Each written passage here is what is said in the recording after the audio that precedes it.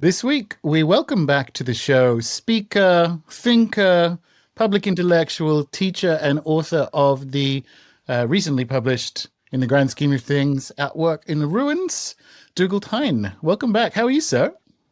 Very well. It's good to be back, Gordon. Yeah, nice one, nice one. So we've been chatting a little bit on WhatsApp when I've been in easier time zones for that to happen of late about some issues and things that are coming up.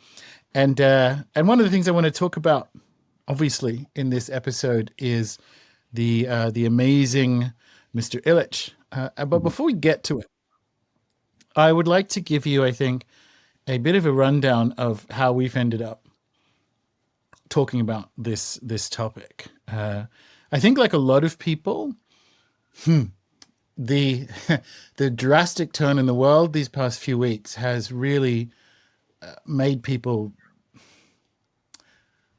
consider a lot of stuff. Right. And so I actually had a blog post or show that I was going to do about something that I've observed over a longer timeline, coming up on 6 years maybe, but a resurgent, a surprising in many respects, but not surprising in others, resurgence in Christianity across the board. So I think about it from a magical perspective, and it used to be late 20th century. The whole point of magic was to flee your Christian upbringing.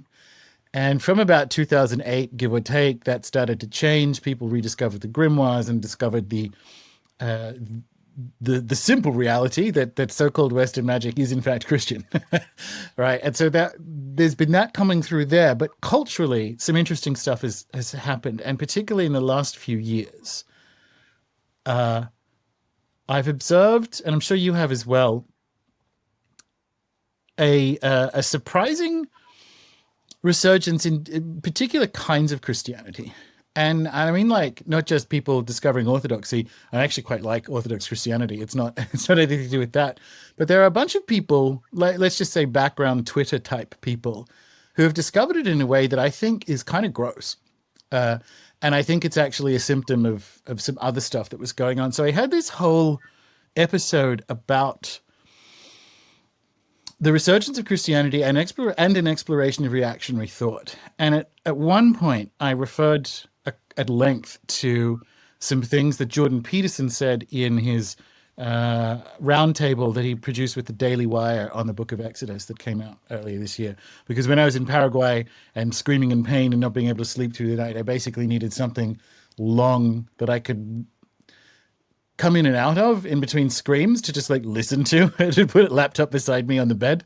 And I figured, sure, why not? I work with the 72, which is a collection of angels whose names are derived from some lines out of Exodus. And I thought maybe there'll be something in that for me. And there was, but the last few weeks, it's not just him, but the Jewish voice on his panel is Dennis Prager. And I haven't deigned to look at what he's saying at the moment on YouTube or Twitter rather, but I can't imagine I'm in alignment with it. And so I've hit this point where I had to trash the whole episode because I think it's two shows. I do want to do a history and exploration of reactionary thought and looking at, like, dare I say, the right kind of anti-modernism. Um, so I want to do that, and I want to do the Christianity thing. And the thing about the Christianity thing is I'd need to talk to someone else who's observed and experiencing stuff about that in a similar way. And it also occurred to me, as it often does of late, that there's an Illich angle to this that I think is useful for people. And so somewhere in there, we're going to do an exploration of the different Christianities that are emergent in this moment. And we're also going to talk about Illich. So we're going to take it where it needs to go. But I figured because it is two separate conversations, that I would like to give you a little bit of the backstory about how you have graciously decided to come back on the show at short notice to stop my spiraling, because there's a couple of important things I think that are urgent that I want to say and I want to explore. And these are urgent times, and I don't, not so much I don't want to get it right or wrong, but it's what's going on has fundamentally changed the pH of how we have these discussions. And so that's the background, right?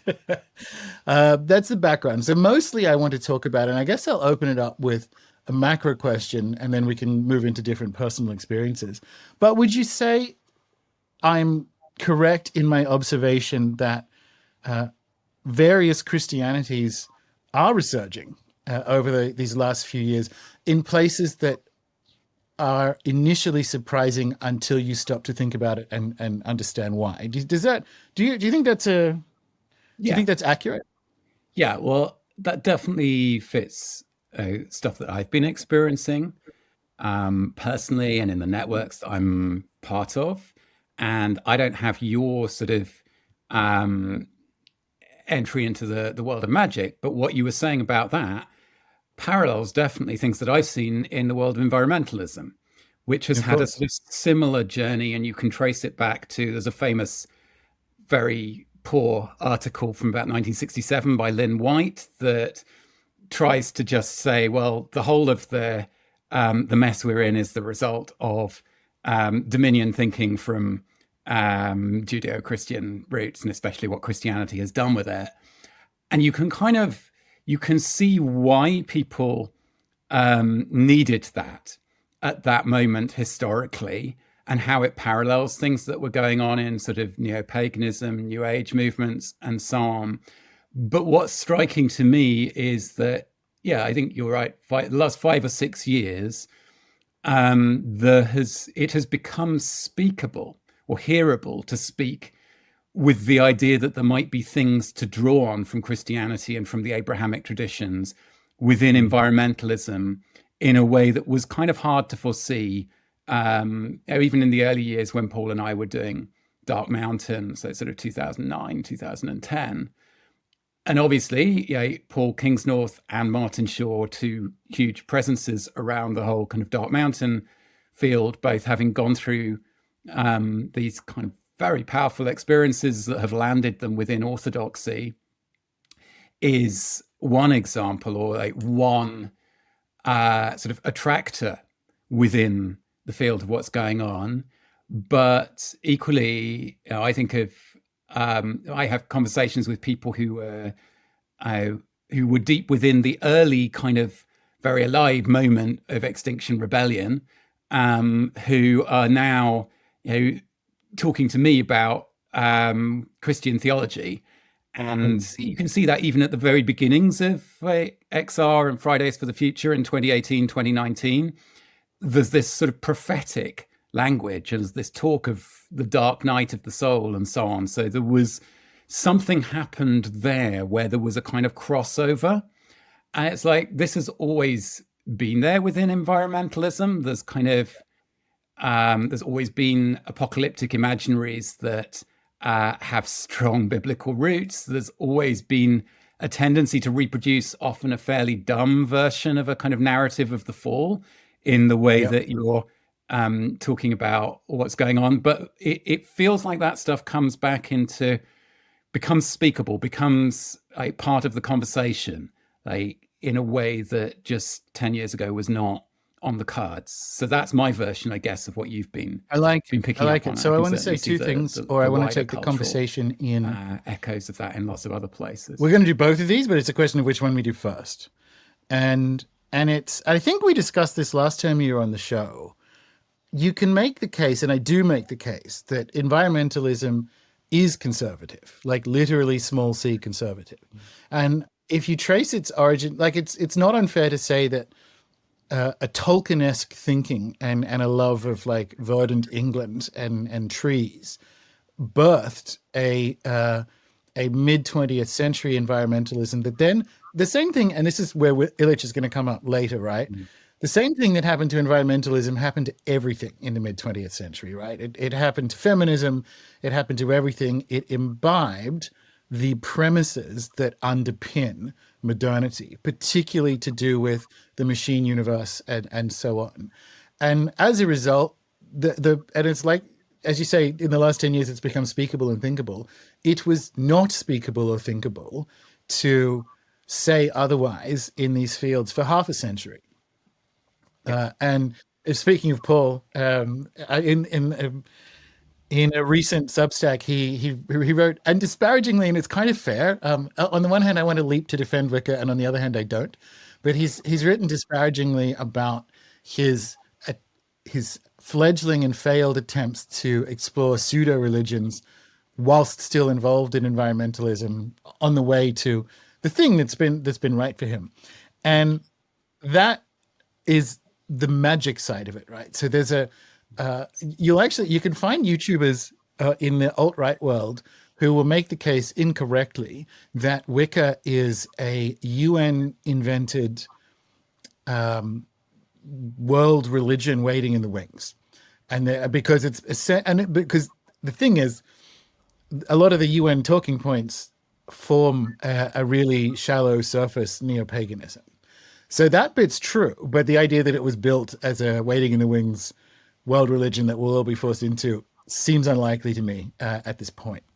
But it's more that there was this half century where the premises that we decided were speakable, that powered everything that we did, whether it was in feminism or environmentalism or magic, they've shifted. And things that were, and it's funny, like in the case of environmentalism, it actually began, dare I say, with a okay. There's a strand of environmentalism that began with a very British form of Christianity in that quiet Tolkien-esque Mhm. small c conservative sense, and then it had 50 years of the machine universe, and now a bunch of stuff has happened. Basically, we're living, and you did write a whole book about it, in the inevitable outcome of those premises of the machine universe as operating metaphor that we're all living in. So that's my read on why things have become, that's 50% of my read of why this has become thinkable and speakable now or in the last few years. What do you think to that? Would you add or delete anything that anything in my rambling history just there? Yeah, I mean, I guess some bits to add in terms of what I'm noticing. Um, so, firstly, there's a bit about you know, the defining characteristic of modernity is this idea that our proximity to the future is the most important and best thing about us as kind of wherever we define the us. And so in the sort of the failure of that is part of what's feeding a kind of turning back. And there's a basic practical wisdom in that. Like if you're out for a walk and you get lost, turning back and retracing your steps is not a dumb move. And so Mm. part of what's going on is like this attachment to this fixation on the new and the future has failed us. Maybe we ought to just turn around and like retrace our steps a bit. Mm. And that can lead to different things because you can replace the fixation on the new and the future with a fixation on the old and the past. Yes. And then you're just creating a kind of toxic mirror of the thing that you're reacting against. Or you can go, well, part of what got lost in the fixation on the new and the future was any connection to the timeless and the eternal. Yes. And so, like, those are two different inflections of what's going on, both of which can be being mediated through a reconnection with Christianity. Another bit that I'm noticing is um, there's a kind of there's a whole question around like xenophilia and oikophilia, or xenophobia and oikophobia. And obviously, this gets us back to the environmentalism as well, because ecology comes from this word oikos, that means home. And Michael Marder, the philosopher, gave a great paper at a thing I was at a few weeks back in Denmark, where he's like, what we're looking for are exilic ecologies, ways of making home in exile, Yeah. rather than a kind of romantic attempt to return to a home which is no longer available to us. And environmentalism has often taken that romantic attempt to return path rather than doing the kind of difficult work of what, like the walking the edge of exilic ecologies. And part of what Marder is saying is that actually, Jewish and biblical material is full of resources for that Absolutely. work of exilic ecologies. But there is, you know, if you like, there's a kind of cheap xenophilia that is part of what's coming unraveled as this thing which, for want of a better word, we talk about as the woke, begins to unravel, which is kind of and that's been running through that kind of 50-year period that you're describing through New Age movements, neo-paganism, etc., where you have like, the cheap. I'm using this kind of cheap versus costly, which comes to me from Bonhoeffer. So again, drawing on a Christian theologian, and he was like, the church in Germany is offering people cheap grace, but what's needed is costly grace. Like there are consequences, there are I like costs. that. Yeah. Yes.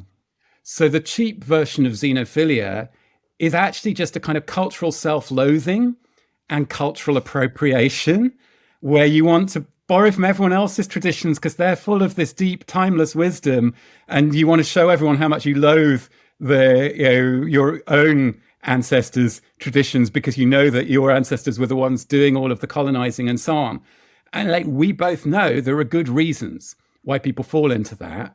There are good reasons historically for wanting to like be at odds with a lot of the stuff that has been done in the name done by our ancestors, by people who like us, in the name of Christianity and the rest of it. But that way of doing it is cheap, and it comes unraveled, not least because it lands you in cultural appropriation. I had a great story from a friend of mine who works with various indigenous groups, and she said there was this one group, this must have been in Canada, where at one of the conversations that her and her colleagues had with these elders, they said, look, we're worried about these white folks because it seems to us that the only way of dealing with trauma that they know is for everyone to sit in a circle and everyone to have to listen while each person tells their personal story. And we're worried that there isn't time. And they're like, so we want to send a message that there are more effective ways, that you don't have to always deal with trauma by everyone narrating their personal story. This is what ceremony is for. And Yeah. the bit that I don't think was said explicitly, but that I definitely heard as that was brought back from that conversation was, and we're not saying all of you come to our Sundance next year. Like the message is go back Well, where you come from, go down into your ancestry, find the ceremonies that you've maybe forgotten what they're for, and figure out how to apply them to dealing with all of the fucking cultural trauma that you guys are carrying and bringing to everyone else. And I think that's part of what, in the non-toxic version of it, the reconnection with, what is our cultural heritage, if we or our ancestors come from the parts of the world that you and me come from. So that's also part of the mix of what I see going on. And of course, there's the toxic version of it is you get back into your oikophilia. Roger Scruton was very big on oikophilia, and your oikophilia is paired with xenophobia. So the question is, can you have a true xenophilia that is rooted in oikophilia rather than rooted in a kind of cultural self-loathing of your home culture? And I think that's a lot of the work now. see, I like so much of that. It's interesting that you made the divide down the philias because the one that came to mind for me in terms of framing this is about there's a 60 or 70% overlap there. And for me, it's the Jungian concept of the spirit of the times and the spirit of the deep. And the spirit of the times is this nightmare that's going on around us, and it's very shallow. And the spirit of the deep is as it sounds. It's looking for what's underneath there. And I do like what you said about ceremony. Alberto, who runs the Four Winds, is my healing tradition. One of his Kara teachers had a similar thing, explaining to him like you spend 20 years in therapy trying to get over what your father did to you. Why not tonight? Like, why can't we just do it tonight? Right. And it was that, for that reason, it was a call to ceremony. It was like, well, we have techniques that allow us to, and it's that same implication. We're talking about ceremony as, and this is where I want to go with this. The the outgoing claims about reality, the modern post-enlightenment but still enlightenment claims about reality, have a suspicion of archetypal or meta level infrastructure. And so ceremony is something that is at that archetypal level. And the story your friend recounted is like, don't come to Sundance, although I do have friends who went to it, who go to it every year. But it's for that to hold true, and I believe it does, there has to be something which is ceremony that's at, let's say, an archetypal layer that is something that is universal, another dangerous word, right, to the outgoing belief system. And I think this has been people's, some of people's struggle in doing that, experiencing or looking for the spirit of the deep, is that the spirit of the times expressly forbids the existence of something like a spirit of the deep, almost intentionally. And I find that really, really fascinating. And it's kind of like people with a bit more coherence. This is nice, but go with me on this. What you just said describes the nice way, or the non-psychopathic way, of looking backwards for things that we discarded that maybe we shouldn't have, and sitting with what they are to us and what we are to them now, right? And that's the good version of it. In this abandoned solo show that I did in Paraguay before I left, there's the other version of it. And I look at people who have essentially, the same thing happens if you went in the QAnon MAGA direction. You look at a world that is too scary, and I don't know what's going on, and I've lost all meaning and structure and meaning making. And a trauma response there is to become hypnotized to some extent to by a framework of easy answers. Now, it's a really mean thing to say that orthodoxy has easy answers. They're not easy, but they are available. There are centuries of church fathers and deep philosophical thinking, profound stuff. But the upshot of that means that if you are questioning, or if you are lost in some way, you will find a structure that has answers, like fixed, here they are, answers. Now, most of the time that's good. Most of the time that's fine. That's like, okay, cool. It's just, and the example I used on Twitter, there are some large Twitter accounts that are something that seems innocuous, like they're pro-European architecture accounts. So they share nice pictures of Renaissance Italy and all this. And there are other ones that are like, man, I love that this has got memed into oblivion, but it's still there. Men, what's stopping you dressed like this? And it's someone in a 3-piece suit, right?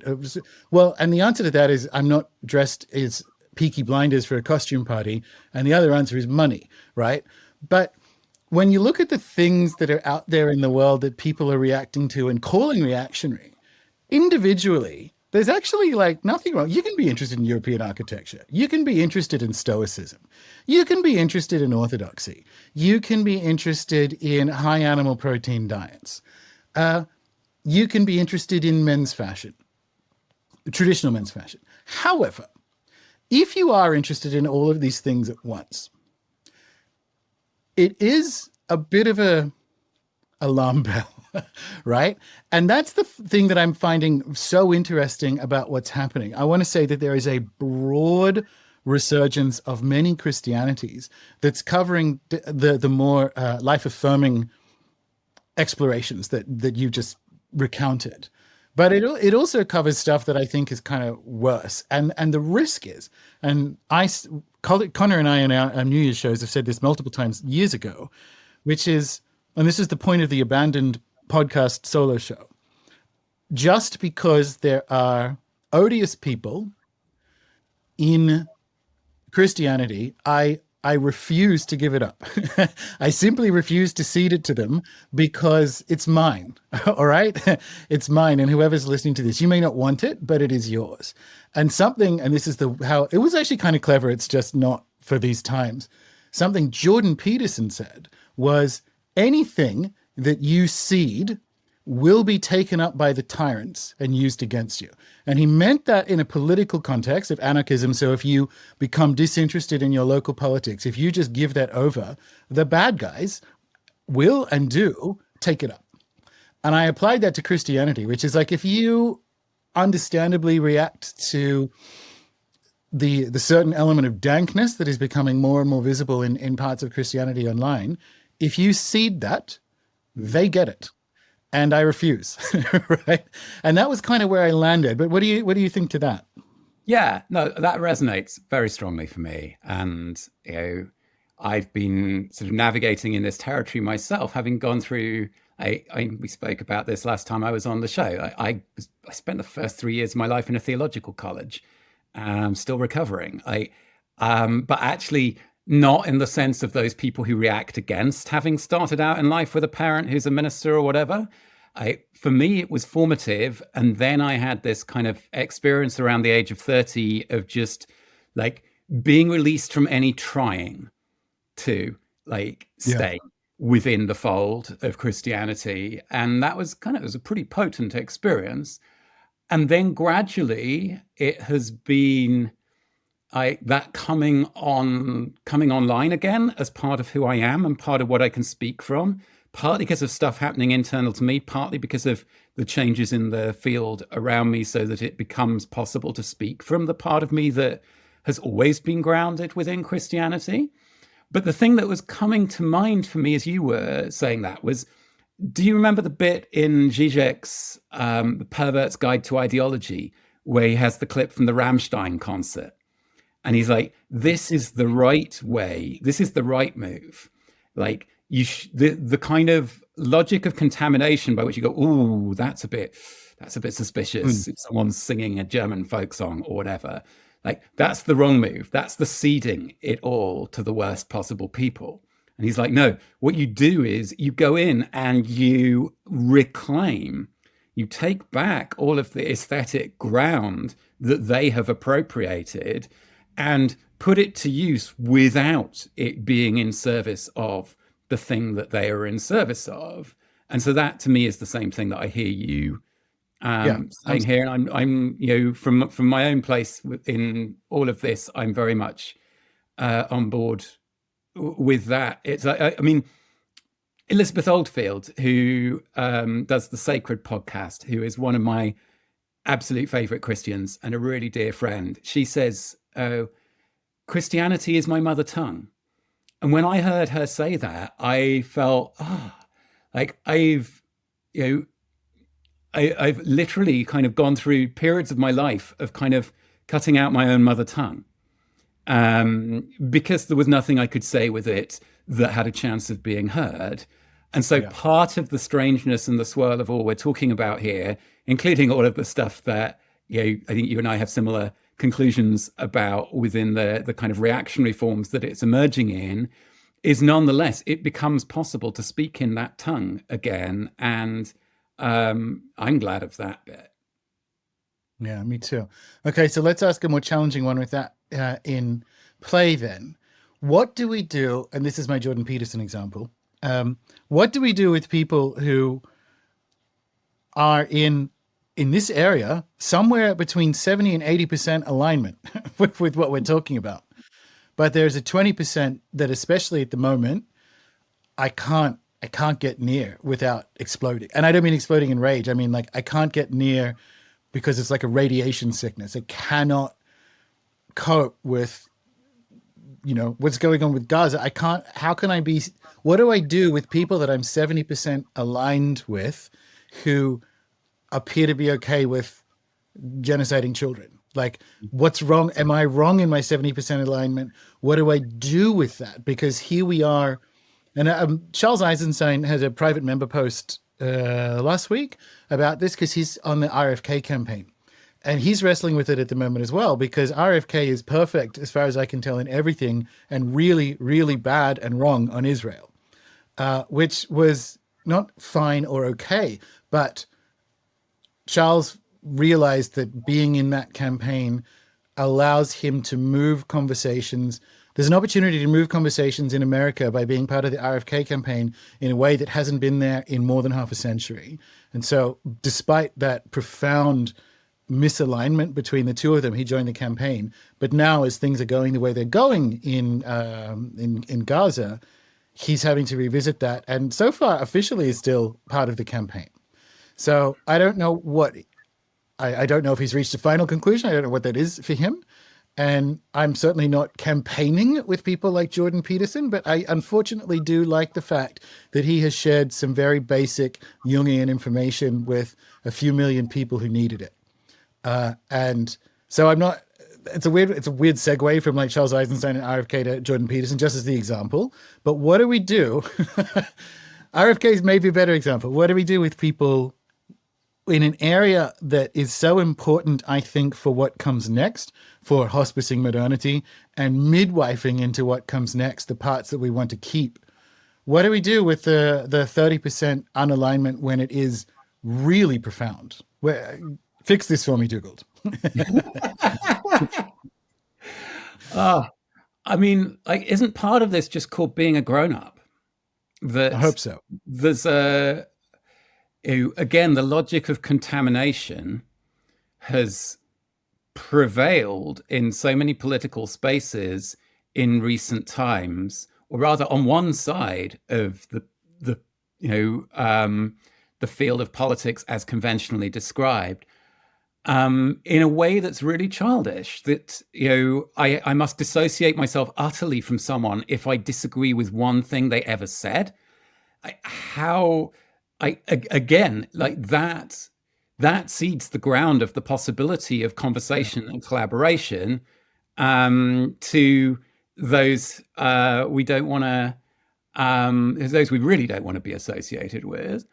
Um, I think feeling the discomfort, dealing with a lot of it at the level of relationships. It's like, if I actually have a relationship within which I have conversations within which we disagree with each other about some stuff that it's really, really painful to hear what my friend thinks and takes for granted, or how he sees it, I can still be there. Whereas if this is just some random person on Twitter, then I probably don't need to attempt to Okay. be staying in any kind of connection with them. It's not it doesn't fix it, but I think those are just that's some of um, what's called Because for. all right, so I like that. Right, so it's almost like we want to take the original ACLU approach of defending the right of Nazis um,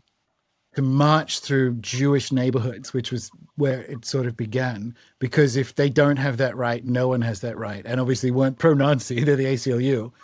So, all right, because that I'm going to sit with that because I thought I was in agreement up until several weeks ago, and I still think I am in agreement. But is there, and this is unfortunately the next difficult question, is there a line?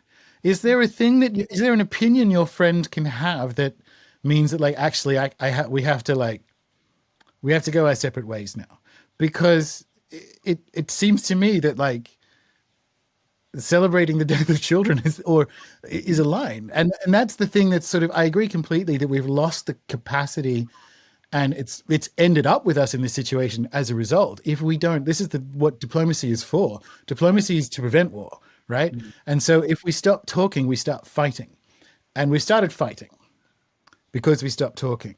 But now we're at this point. I'm like, is there if you, and maybe it's not your opinion, we could actually hypothetically make the case that no, we stick to that absolute free speech absolutism, not even free speech, but like um, civil discourse absolutism of the ACLU, and say no, actually, I can detest their opinion and still remain in some form of relation with them.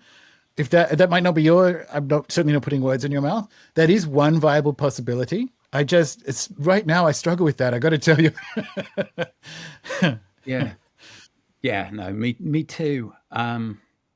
Like, I think there's a line, but I think that the line is a judgment call Okay. rather than a kind of a simple public thing on the basis of which I can call out somebody else because they've arrived at a different judgment to me as to whether or not to stay in conversation with somebody who is, in a pretty appalling place on some of the things that are most urgent right now. Does that help at all? No, it's good.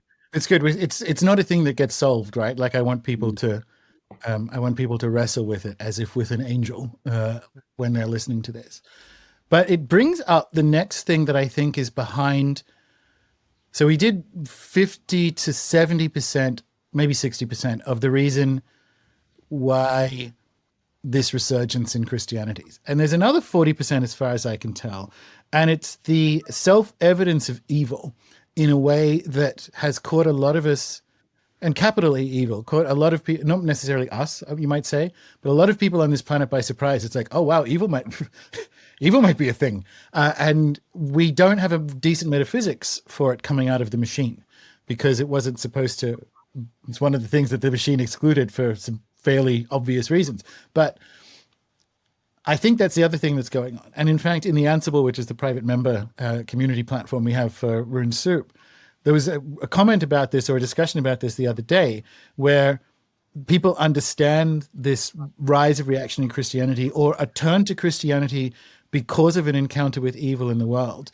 And the way it was phrased was quite good. It's like you can critique Christianity's frame of evil or its metaphysics of evil, but at least it has one, right? So it comes back to, and I have, dare I say, I have a wider one than Christianity because if you look at something like Ragnarok or in South America, the Pachacuti, you have what might be described as the events of revelation, but they don't have a moral attachment. They're things that just the cosmos is doing, right? Like Ragnarok is Ragnarok. It's just things that gods do.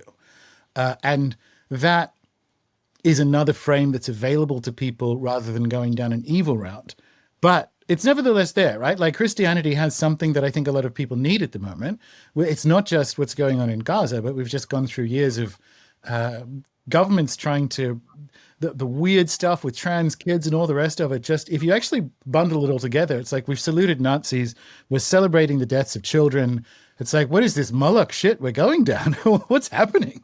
And I understand that I suspect it's about 30-40% of people have suddenly realized they need a personal metaphysics of evil, and Christianity offers that. What do you think?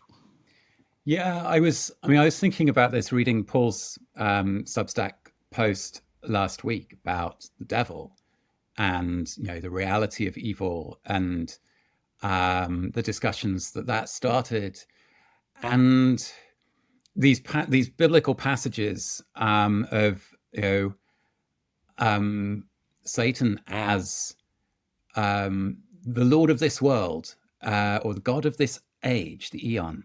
And the bit that I was thinking about was it matters a lot whether world is heard as meaning this earth or as meaning this world in the sense that I talk or Federico Campagna talks about.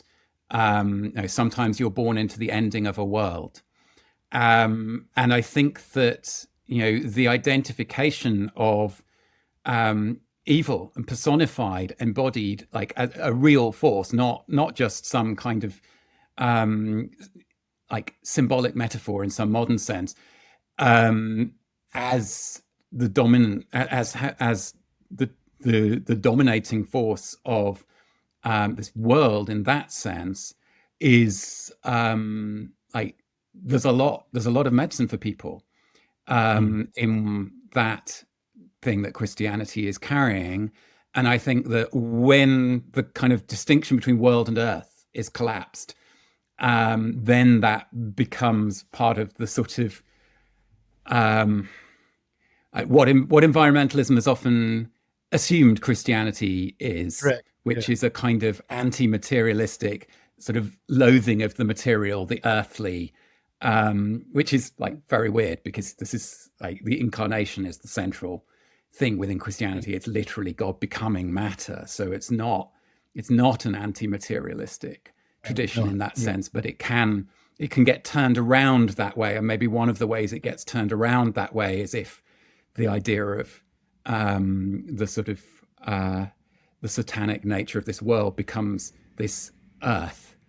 So that's just like that's something that's been kind of playing in my mind, just No, it's very watching good. And it's one of the things that I think you were like definitively and historically and theologically correct about, right? So Revelation's the story of a Roman Empire. When they talk about the world, they really mean a defined political place, right? You could actually get out of it, and that's quite important. So that with Satan being the lord of this world, we may hope is the world that's going away, right? Like the ending of modernity, for want of a better word, and that is important. But I think it's caught a lot of people by surprise that it turns out they won't get through their adulthood without a metaphysics of evil, given that we appear to operate in a world that is dominated by the kind of malice that can only be explained or understood at the archetypal level. Whether you think the devil or Satan is better in this context, is an external being at war with God's creation or whatever. You, or if you quote unquote merely, insofar as these aren't that different anyway, understand that at an archetypal level, which is, yeah, we can't just have small e. We can't get through what's going on with a small e evil. We need a capital E evil. We need to jump up to the archetypal. And there are other ones on offer. That was a discussion amongst the members. But it's a way of understanding people turning to Christianity. And even if that's, and we want to be careful that I'm not saying that people are turning to Christianity because they have an unsophisticated metaphysics of evil. That might be the instigating reason, right? But that puts someone on their spiritual journey regardless. So it's not like, oh, so you got bamboozled by the world, thought the devil did it, and all of a sudden you're a Christian. I don't want people to think that's this discussion. And funnily enough, that led me, because I was thinking about it after the exchange in the members area, that got me thinking of what the point of the devil or Satan, again, is better in almost like a folk Christian sense is, and it's his existence is there to turn people towards Christ, right? And it's funny, like that's happening. It's weird. So that's why I wouldn't fault or begrudge or think differently of anyone who has uncovered their Christian heritage as a result of realizing I think evil is afoot in the world. Well, this brings us, I think, to Illich, right? Because this was the other part that in the solo show, there was already too top heavy because I was giving like a background on reactionary thought and an anti-modern reactionary and Tolkien's anarcho-monarchism and all this kind of stuff. It's a wild ride. Maybe I'll publish it as a private top tier video. I don't know. But you're certainly much better versed in the world of Illich than I am. And we did briefly discuss it when you were on the show last time. And you were the third return of him and his thought in my head. And I'll tell you my origin story. And then I want to give, because not enough people today know who he is. So I want you to give a bit of a bio and a story of him. But I was at university and we were studying Foucault. And it was an offhand comment that my lecturer made, because we were obviously dealing with the panopticon and Foucault's critique of medicine and the medicalization of bodies. And my teacher said, oh, by the way, there's this guy, Illich, who wrote a book called Medical Nemesis. And he said, and just this off the cuff comment, my father's a psychiatrist. And that was enough for me, certainly when I was like 19, to think, oh, here's a critique of medicine. I was not psychologically sophisticated enough to realize I was doing a little bit of Tom Cruise fighting with my father there. But I discovered Illich through an offhand comment, like as an offshoot of Foucault, which I think is kind of funny. And his thought had sort of sat with me as a result. But particularly with AI and everything, I used it in my AI series, Illichian Thought. He's come back into my consideration. And I suspect and you can speak to this, he's having a little bit of a moment or a quiet resurgence of his own. But tell us who he was and how you discovered him and what's going on there. Well, so it's interesting that you picked up Illich just sort of bouncing off Foucault. They hung out a little bit in Paris at the end of the 70s. And there's a sense in which there is a parallel between their projects, especially later Illich, this kind of archaeology of the half-buried assumptions on which modernity is founded. So Illich was born in 1926. His mother is Jewish, although converted to Catholicism. He is growing up in Vienna between Vienna and rural Croatia, backwards and forwards between where the two sides of his family are from. As a kid, he's sitting under the table in his mother's family's salon in Vienna, whilst people like Rudolf Steiner are around the table above him. The Nazis come in, and he gets pulled out in front of class, made to stand in profile by a teacher who points to his nose and says, "This is how you spot a Jew." And he says, the moment where the Nazis arrived in Austria was the moment where he realized he was never going to become a father and raise children. That path was closing to him. And so in a sense, he's both identifying with his Jewishness as becoming the kind of wandering Jew, and also on the path that leads him to become a Catholic priest, which is what happens next. He's in Florence and then in Rome in his 20s, incredibly bright, polylingual, and being sort of spotted as future Catholic hierarchy. And he does a PhD on Arnold Toynbee. So the kind of cyclical history of rise and fall of civilizations is there in the mix of his intellectual formation. He is late in his late 20s, so in the 1950s, early 50s, he has been slightly kind of taken under the wing of Jacques Maritain, the Catholic philosopher, who, interestingly, if we're tracing Illich in relation to different anti-modernities or critiques of modernity, 30 years earlier, Maritain had been the patron of René Guénon in Paris. Okay.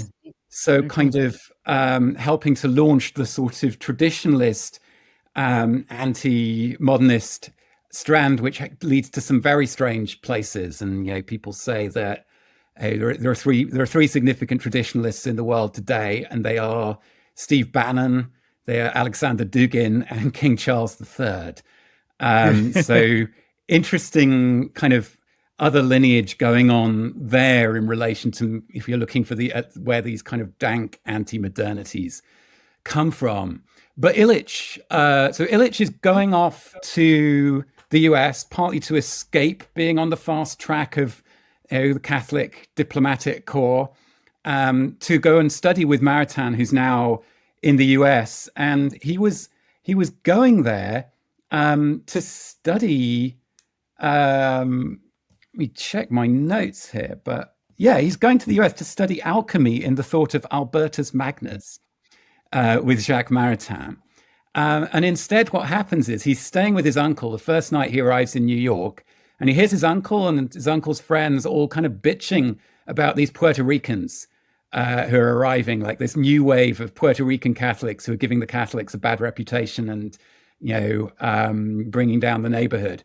And Illich just gets really curious. He's like, I want to know about this community that's arriving in New York. And so he ends up getting himself appointed as a local priest, working with the Puerto Rican community. And this begins, or this sort of is like the point where it kind of catches light, this lifelong fascination with the radical potential of intercultural encounters, not least for Christianity or Christianities. And by the early 60s, he's got himself put in charge of this Center for Intercultural Formation, as it's originally called, in Cuernavaca in Mexico, which is officially this language training school for missionaries who are being sent from the North and from Europe to Latin America as part of this kind of modernizing development push. But Illich pretty much openly says, I see it as my role to take every young man who comes here convinced that he's meant to be a missionary and either show him that he's wrong or make sure that he understands that he has more to learn from the people he's going to than he has to teach them. And so he's kind of inserting himself between a modernizing force that's coming from Rome and from North America and these vernacular, syncretic Catholicisms that have taken root over 4 centuries across Latin America. Surprisingly enough, he ends up falling out with the Vatican and being summoned before the sort of the successor to the Inquisition. And he refuses to give any evidence in his defense. He says, I'm going to invoke turning the other cheek. You've brought all of these charges against me. I'm not going to say anything against it. He ends up, by the end of the 60s, withdrawing from the active priesthood because he says, I've become too politicized. And the Vatican bans all kind of monks and nuns and clergy from going to his school in Cuernavaca. And so they're like, okay, fine, well, we'll just keep the school going anyway. And by that stage, it's become kind of a free university, think tank, as well as a language training school, which is what's bankrolling it. And all sorts of people are passing through there. And up to 1976, that's his base. And from there, he starts writing these pamphlet books, which are what takes you to Medical Nemesis, which is his kind of, these books are all critiques of the institutions of modernity, not least as kind of covert extensions of missionary church projects. Like, he has this very clear sense from very early on that all of these kind of institutions, whether it's the education system, the health system, whatever, are kind of continuations by other means of the political form of the church as a power center. He used to differentiate between the church as an it and the church as a she. And I remember that in the intro to Kaylee mentions that in the intro to his book, because I was reading that last night in advance of this conversation, and that's perfect, right? Because he strikes me. So he liked the church that he considered himself part of, he called she, and the church that he was fighting against, he called it, right? And that's like the machine. that's the pedophile bank, right? That's not the decentralized practice of coming together in prayer and communion across the planet. That's church as she. And that's so profound. That's just so on point. He strikes me. It's funny. I mentioned, like, I'll get your opinion on this before we keep going. If a few miracles danced about around him in his life, he might be on the path to canonization, but that's not quite right. Like, he's somewhere in between a church father and a church doctor. He's someone who's like just the kind of brilliant that only comes around every 1.5 centuries and manages to, because the church treated him like dog shit. But also there was a number of times where they could have kicked him out. Like, again, rereading that book, he was invited to be part of Vatican II, like a part of the council, to basically ruin the church, and walked away saying, like, it's the right project, but what's under discussion is the wrong things. Like, you're modernizing the wrong things. And that's just like wizard level wise. Do you know what I mean? But it's also like, get out even, and don't come back. Right. Right. Because the amount of times that they could have kicked him out and didn't, he just must have been the most amazing figure. And the reason why I keep thinking, like, if there was a few miracles, he'd be a saint, is that there's like a Francis and Clare aspect to him, because it was the way he lived and behaved was simply doing that. Was indictment's the wrong word, but it shone the right kind of light on how the church wasn't behaving. So he's got like a St. Francis energy going of just like, I'm just going to go and do this stuff. And it's really like, I hope people are listening to us and going, all right. I'm going to go. And by the way, these books, because they're not so much long out of print, but have been shared around in pamphlet and PDF form for decades. So they're very easy to find, put it that way. Sorry, but like, what do you think? Would you say church doctor, church father? Do you know what I mean? Like, there's something in there. Oh, definitely. I mean, he's a figure who's kind of so large that it's, you like, as Jeff Dyer says of John Berger, like, the task isn't to place his name more prominently on the map of literary reputations, but to redraw the map. And the same thing applies to Illich. Like, it's hard to register. I think if things calm down enough for such hindsight to exist, then in hindsight, the scale of him as a figure will be recognized in a way that's really quite hard for people to recognize today, 20 years after he died. And at the same time, there's already over those 20 years. I mean, I discovered him about 6 months after he died. I started to get into his work. And back then, you could get all of the books really easily on abebooks.com because they had been in university libraries and the libraries were letting them go. They were like, just obviously, we don't need this guy anymore. He was this thing in the 70s. Thank God. Yeah. He was really, really big in the 70s. That's also important to grasp is like after his kind of falling out with the Vatican, he became a kind of global figure. Sort of, I used to say when I was first giving talks about Illich 15 years ago, I'd go like the closest we have today is Zizek in terms of somebody who could fill like not quite stadiums, but the biggest intellectual venue you could think of, like the Royal Festival Hall in London. Illich would come to a university in 73, 74, 75, 76, and they would link up all of the lecture theatres for the overflow from the biggest lecture theatre they had because the audiences were so big that were coming to see him.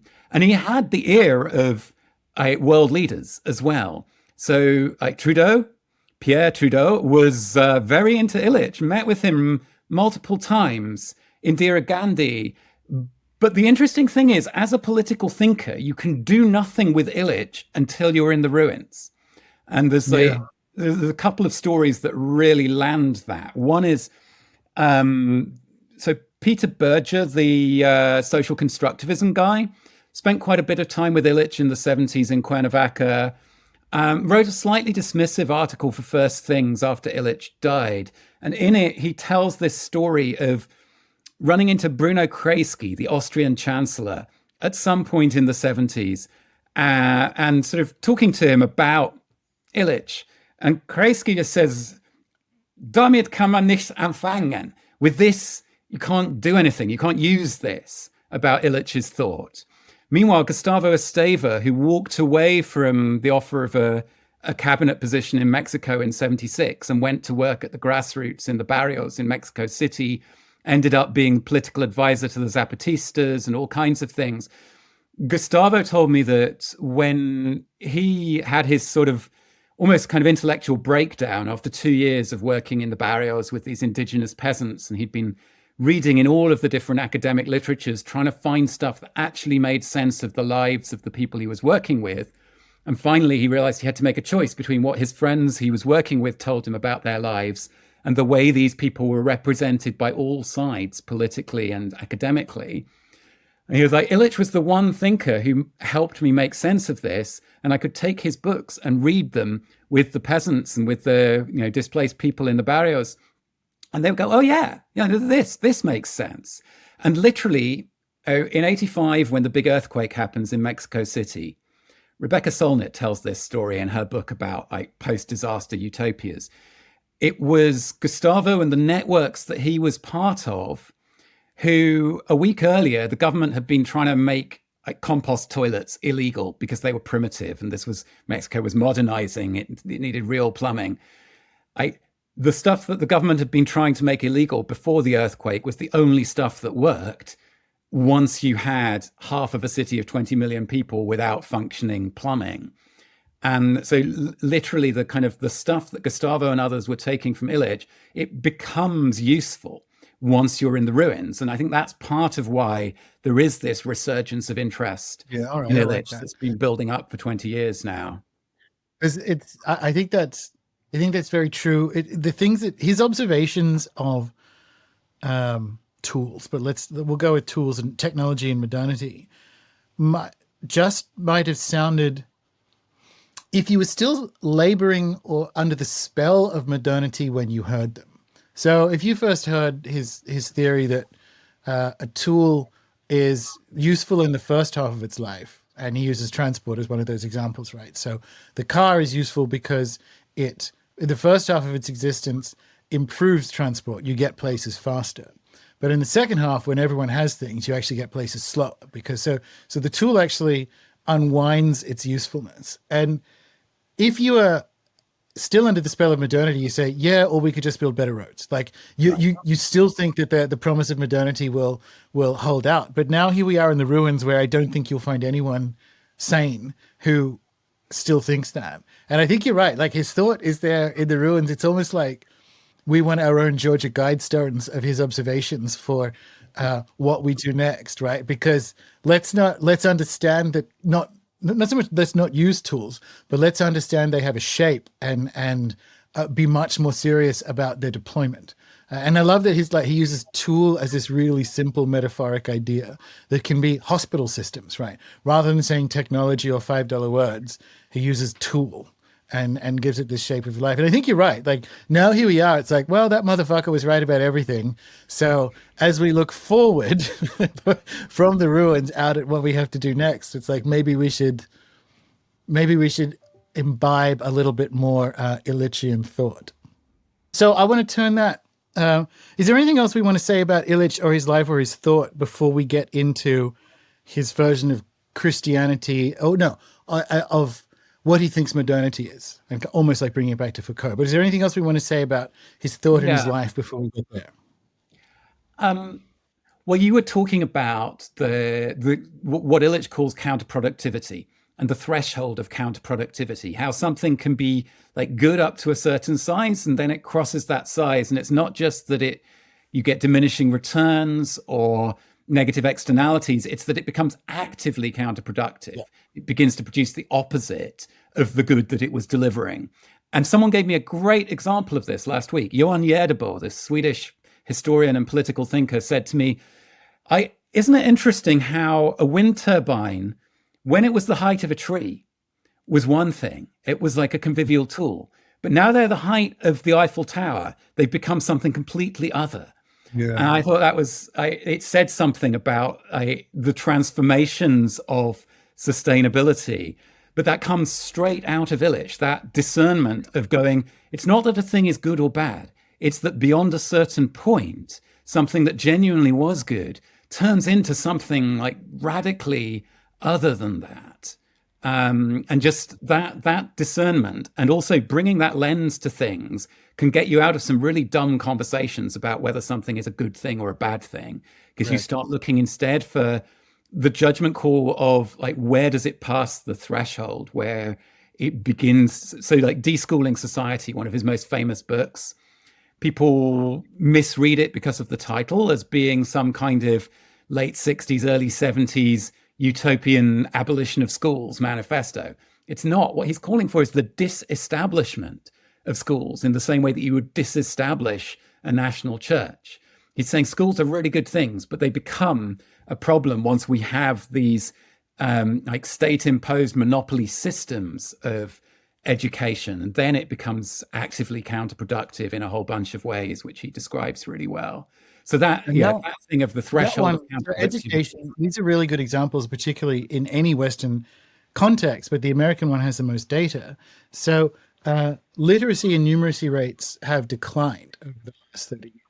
So it's and the same thing if you look at the healthcare system, its first half appeared to have improved like life years in terms of total number of them, but also health span, so that people lived longer but lived healthier longer. And now neither of those things are happening, and we spend more on it. Add more to a 50 to 100x perspective. In both cases, we're spending more. It becomes bigger, and the results are not just not as good, they're actively unwinding in society what they were originally supposed to do. You can't not. It's one of those ideas that's just eternally powerful. It's archetypal. It's like it's Platonic. It's literally some kind of Platonic rule or law of tools, of systems. And once you see it, you're right. You can get out of idiotic conversations like, "Oh, so you don't like, what about hospitals?" Like, "Oh, for God's sake, come on now!" Like, "Oh, what would you do if you were in a car accident?" It's like, "Oh, come on now, put you in a car accident."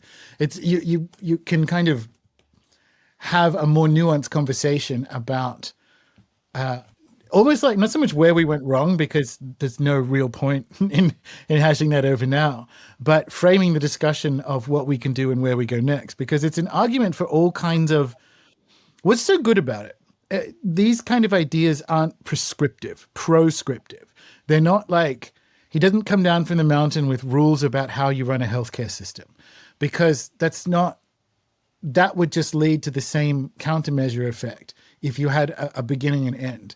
It's more two lines of code that you run like every day. It's a decision in the moment of an awareness of how something shapes, and that's a way of thinking that people are not really good at, right? Which is like, okay, well then how would you run it? It's like, no.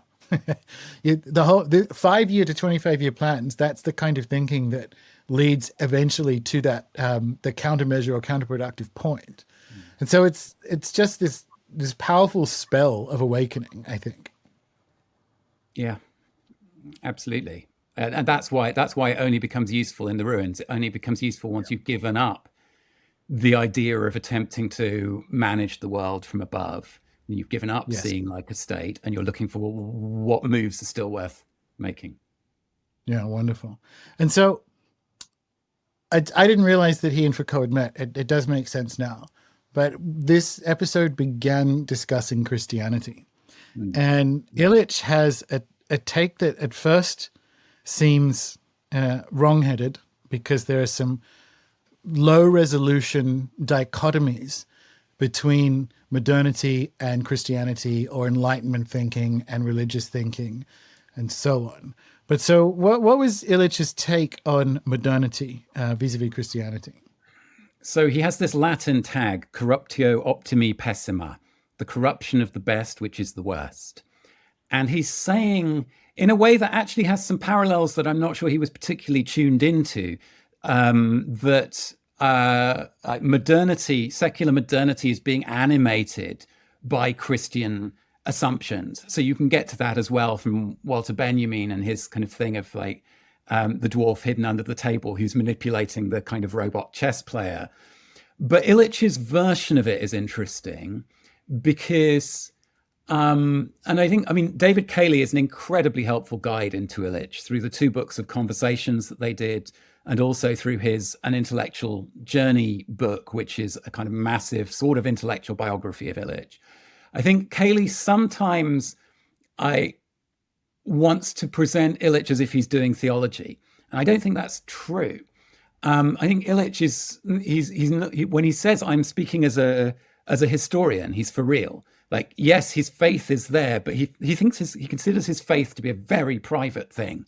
There's an amazing story that Cayley tells where it's like, yeah, when Illich came to do this talk with us in 1972, he told me about this journalist who had asked him how often he prayed. And he said, he might as well have asked me how often I masturbate. And that's kind of, on the one hand, Illich playing for shock value, but it's also a thing that, Illich's faith was so important to him, and it was like a love affair. And he was like, I don't want to pretend to understand it. I don't want to try and build arguments that I take out into the world that require someone else to share this wild, absurd love that I have that is the heart of my life. But as a historian, I want to say that something different comes into the world with Christianity. And so the thing he's saying as a historian is that, and this may or may not be the case, but that there is a kind of rupture of the ethical boundary between the insider and the outsider that is new with the New Testament. And he says, up to that point, human communities have codes. And they'll have a code for how we treat the stranger, which might be very hospitable. It might be like something that we'd see as deeply ethical, but it's distinct who the stranger is and who the neighbor is. And then you have the Good Samaritan, which Illich sees as being like the emblematic moment of the gospel, where he says, everyone gets it wrong. Everyone thinks that the Good Samaritan is a story about how I ought to treat the neighbor, but that's not the question that Jesus has asked. The question is, who is my neighbor? So who is my neighbor is a consequence of my arbitrary decision. And he would always tell the story of the Samaritan as, this is a Palestinian who finds the beaten up Jew who's been left for dead at the side of the road and takes the money he's in his pocket, takes him to an inn, says, I'll come back hopefully with some more money to pay for his care, but look after him. And that's what is like the kind of wild rupture of Christianity, is this tearing down of the line between who is inside and who is outside in how the ethical code is constructed. And so he says this brings this possibility of a relational universality But it also brings a shadow, which is for him what Antichrist is, which is once you try to institutionalize that, you have a new horror, a new evil. Yeah. Now, Illich sort of locates the beginnings of modernity in the 12th century. And I think what's interesting here is that it actually, by the way, kind of answers the question of why orthodoxy. Like, why is that where so much of the cultural energy is drawing people to now? Because in Illich's terms, the Western church of all flavors has kind of lost its way after the first millennium. And therefore, orthodoxy is carrying some stuff that the West just begins to get wrong. And on the one hand, he looks at that in terms of the 12th century Reformation being this turning of the church from a space which people come to for the celebration of the love feast of Mass into a kind of prototype surveillance state where suddenly you have curates being invented, people whose role is to go out and provide the sacraments, which are the first model of what become the kind of professional services in modernity that are needed by every individual. And this goes along with a kind of inquiry into the private conscience of every individual. And so, that's happening. At the same moment, you also have, he notices this thing where he's like, the very first round of this thing that Western Christianity tears itself apart over for the next centuries, that becomes consubstantiation versus transubstantiation, like what's happening to the bread and wine in the Mass. The very first round of that happens with this character called Berengar of Tours in the 11th century. And Illich says, why? Why did the church manage for 1,000 years without getting het up about, well, is it a symbol or is it real? And he says, because there wasn't an apartheid between symbol and real until this moment of the 11th, 12th century. Like suddenly those, instead of the world being woven through with meaning, it's like you get this fracturing happening with scholastic thought into like material reality over here and like symbol and ideal over here, in a way that is kind of the groundwork of modernity. So like that's the deep layer of Illich's story about what modernity is and its roots in Christianity. And I mean, like the other bit that would be interesting for you and for your audience in this is Illich also has a story about the witch in relation to all of this. So he's also like in first millennium Christianity, because it hasn't yet constructed itself as this legalistic framework, is this kind of vast encompassing thing. Ecclesia omnia benedicat, the church blesses everything.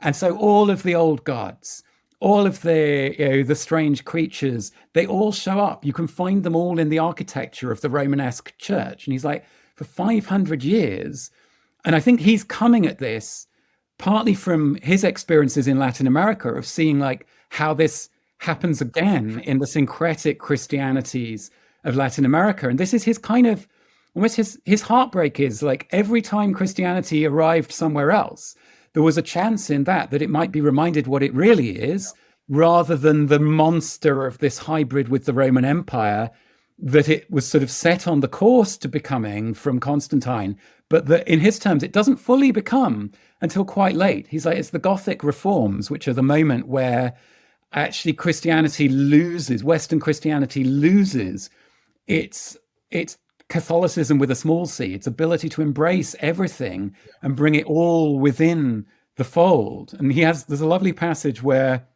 he's like, in Mexico, when I say my prayers, I always bow towards Popocatépetl and Iztaccíhuatl, the masters of the valley in which I live.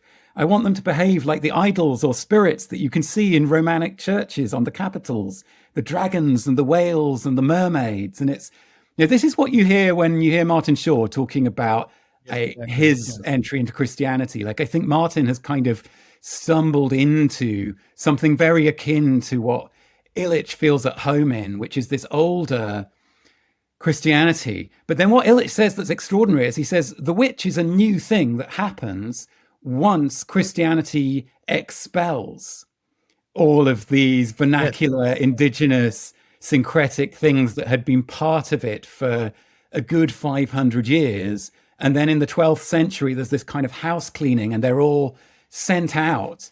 And he's like, the gargoyles did take off, roaming around the countryside for the next 3 centuries as creatures never before seen. And they're like, they're not just the old pagan gods that they're derived from. They're now existing in the shadow of Christianity as Christian demons. And these strange spirits called forth a new kind of priest, generally called a witch. So I think Yeah. there's something extraordinary there, partly because it's coming from Illich, who is in no way a liberal. Like he used to say, I'm so conservative, they think I'm a radical. Like he's getting back behind this Yeah. medieval Christianity into earlier Christianities of the Dark Ages and further back into the early church, where I think you can kind of see the reactionary Christianities that are emerging now and raise them something that goes deeper and So can fold in more. 100%. So I'm glad we got to hear, because this is literally how I wanted to fold Illich back into the discussion of Christianities and the concern around the reactionary types that are rising. And it's essentially, and I was mulling on this because this is very much the topic of the book that I'm working on, that I was in Paraguay for, because it's on cunning tradition. So it's at that point of Christianity and the kind of Christianities that Illich is just talking about there, right? So I'm sitting in my Airbnb in Paraguay, and I'm watching the latest UFO series because it's got Diana Walsh Basilka in it, and we did that show, The Guggenheim. And it suddenly occurred to me, this is it. So the way to save is the wrong word, but the way for me, and I think people listening to the show, to reposition Christianity and if you're listening to this and you're like, wow, I'm really vibing on other people feeling the calling of Christianity, but I have a lot of I'm a little bit wild. I've either come from environmentalism, or I've come from some sort of radical political thought, or there's some fundamental divergences in what I think in my head Christianity currently is, and what it could be. And the solve is to understand that the ultimate conservative move, and this is the Illich thing, the ultimate reactionary traditional conservative move is to go back to 280 AD, go back to like the catacombs where people are essentially doing some form of like sideways necromancy and reading these books that are banned to each other, and the idea that there's any kind of Twitter account that says, "Men, what's stopping you dressing like this?" And then the next thing, when they talk about Christianity, they don't talk about that one. They don't talk about the fact that all Christianities are esoteric, and that it is a category error to call Christianity a singular thing. It's funny, Catholicism. I did this at the opening of the Saints course years ago in the members area. Catholicism tricked itself. The spell it cast was more invitational than they realized. And that's how I got a bunch of magicians who'd maybe looked askance at saints for like 10 or 20 years back into it, to say, no. There was a trick. They didn't realize with this spell what they cast. Catholic means universal. Like the universal church comes back to that idea of, what do you think the world is, right? Like, do you think the world is modernity? Do you think the church is an it or a she? And that's how I wanted to where I find the medicine and the steps forward for my own heart when it comes to the resurgence of Christianity, which I deem is mostly good. Or I don't know. I have no opinion, actually. I deem it as the thing that happens now. But I do have some concerns about some of it appearing in a reactionary form where it hits some other red lines. And sitting with what to do about that, for me, is locating it in its strange, wild, polyvalent, enticing, but nevertheless, because Martin Shaw would correct me on this, and he'd be right too, nevertheless structured madness, I suppose, like coherent rather than structured. Yeah, it's cosmological. I love that you brought in the catacombs. Illich when he was made a priest, he said his first mass in the catacombs in Rome. So like, this is again why you have this sense of the vastness of this character, that he's always alert to the moves, to the kind of epic significance in the things that he's entangled with. I think the other bit that's worth bringing in is, I did this conversation with David Cayley the other week, and he said, yeah, Illich, when he was talking to me in the late 90s about this corruptio optimi pessima stuff, felt really lonely. He felt like he had no dialogue partners within the church as it existed at the end of the 20th century. And Cayley's kind of been carrying that work and publishing it and bringing it into view. But what he realized quite quickly on the journey was that Illich was less lonely than he had been aware of. That is, that there were other people thinking in parallel to him. And so Charles Taylor is one of the people who ends up writing the foreword to The Rivers North of the Future, which is the book that Cayley made out of his conversations with Illich about the corruptio optimi pessima, the church as the roots of modernity stuff. But the other one is John Milbank and the radical Orthodox theologians.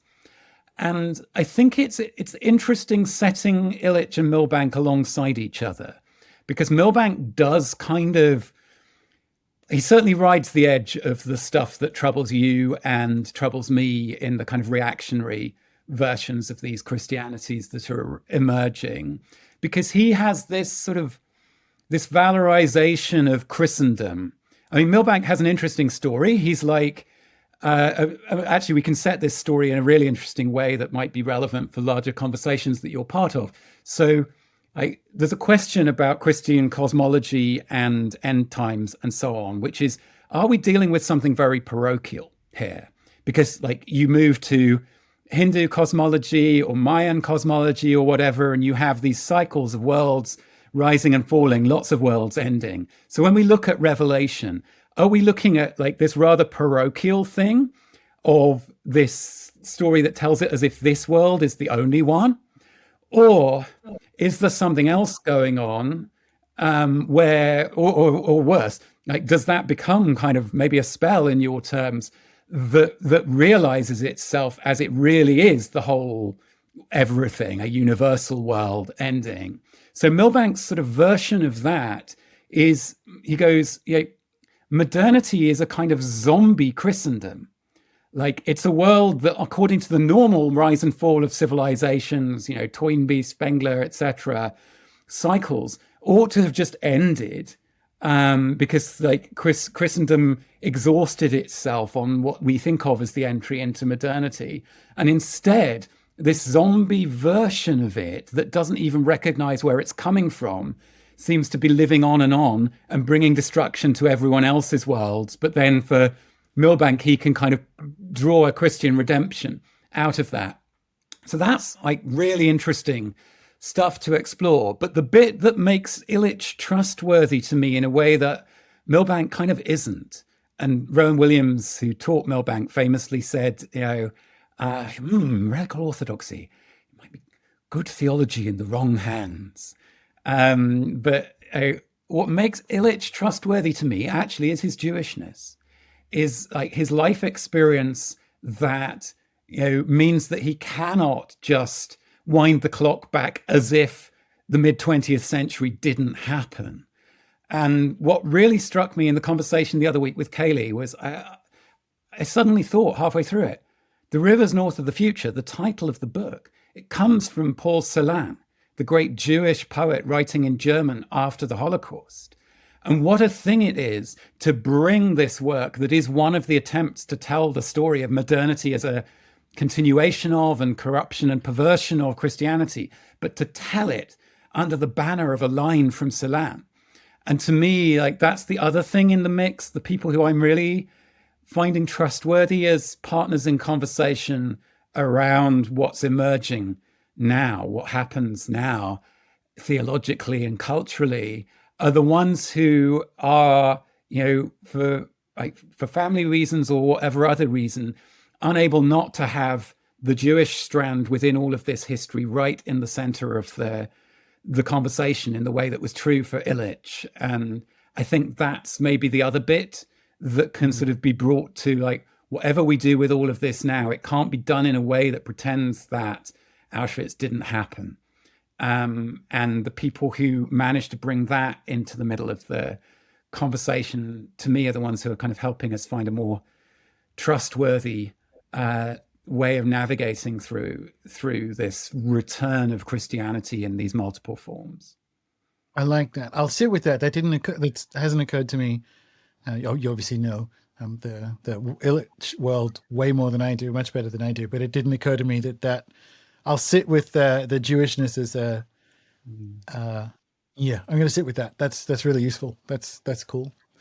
Well, we were kind of joking that having a freewheeling conversation like this could have got us into some trouble, but I actually think we've done a very good job of it, Mr. Hine. I think this has been a fantastic chat, and I'm very confident that even if people think they know Illich, they've got a lot out of this. But for people who don't, the other reason this is timed so well, how might they learn more about this magical, half-Jewish, catacomb, mass-saying church? I'm Might be in the able to middle of doing this series with David Benjamin Blower, who's one of my favorite apocalyptic folk singers and theologians, and a bunch of other good people. One of my favorite. Is that a long list? That's a very niche profession. Yeah, right. For some reason, I seem to have attracted apocalyptic folk singers. And there you go. All right. Okay. Over the years. I don't know how I did that, but we're doing this, and there was this guy in Canada, Marcus Rempel, who sort of brought a bunch of people who had kind of deep in the Illich stuff into conversation over a couple of months. So I did it. The first one was a couple of weeks ago on a Sunday night. Next one is I don't know how soon you're going to get this out, but it's this coming Sunday, which is like the 20. Oh no, this will be out before that. This will be out 23rd, 24th. So this coming Sunday, it'll be David Cayley in conversation with Sam Ewell, and then 2 weeks afterwards, it's going to be Sam and me. And then there's going to be an open session to wrap up the series. If you want to join us live for that, then you need to subscribe to my Substack or David Benjamin Blower's Substack. Either of those will get you through the door for those sessions. But otherwise, those will be going out on YouTube once they've been recorded. If you want to travel a bit further with me exploring all of this stuff, twice a year we do these open series with a school called Home, and we've got one that's starting on the 7th and 8th of November, which is called Regrowing a Living Culture. And this is kind of what does this stuff look like in practice? How do we who do we draw on, and how do we start to move into practice, both in terms of finding the small moves that you can start from where you find yourself, and also looking for, like, what are the daring moves that come into play now because we're this far into the story, in terms of interventions within the systems of the world that is ending, that might help release resources that can help to, in Fed Campagna's terms, to make good ruins that contribute to the possibilities of worlds worth living for, emerging around the edges and underneath and in the ruins of the big world that is ending all around us. So yeah, if you want to join me for 5 weeks, we do like a live session each week, and there's a bunch of other stuff around it.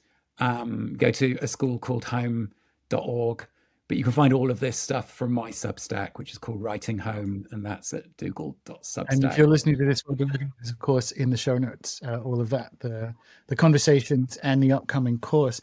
And what book would you, or pamphlet, book, where would you suggest for people who want to start with words and Illich? What's the best entry for people? It depends.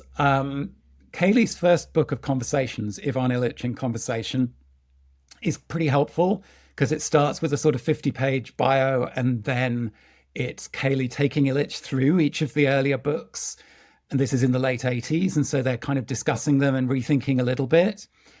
If the modernity and the deep roots of modernity and Christianity and corruptio optima pessima stuff, if that's what you want to dig into, then Rivers North of the Future is your book. If you want to go straight to the man himself rather than the kind of mediation through these dialogues with Kaylee, then I love his book Shadow Work. That's one of my favorites. Or you could go for the book that got him cancelled, which is the book that's just called Gender Oh from the yeah, early 80s, that, which is that, also where the witch stuff he is. was again before his time in being cancelled. There's a whole discussion with Kaylee about that. Yeah, where he actually that reminded me of Camille Paglia in the sense of like the way I meant the term is not the way everyone else meant the term. Yeah, Right. I forgot that. He also was ahead of everyone on cancellation. There you go. And if people, because I know the audience, the conversations about that early Christianity and his theory of the witch, where are they going to find that? That's in the it's in the closing sections of Gender. There's a great section called The Rise of the Heterosexual. So it's that one and the couple of sections following it where he goes into that. Nice. All right. Well, I think we did really good. I think this was a very insightful conversation. I think I don't think we got into too much trouble. In fact, I think we were even a little bit helpful. So, yeah, thank you so much. It's an amazing discussion as ever, and really insightful comments. It's helped me, is helping me situate myself and Christianities and this moment moving forward. So I, for one, got a lot out of it, as I always do. So thank you very much for your time and your conversation. It's a pleasure. Yeah, peace and all good things, as they say.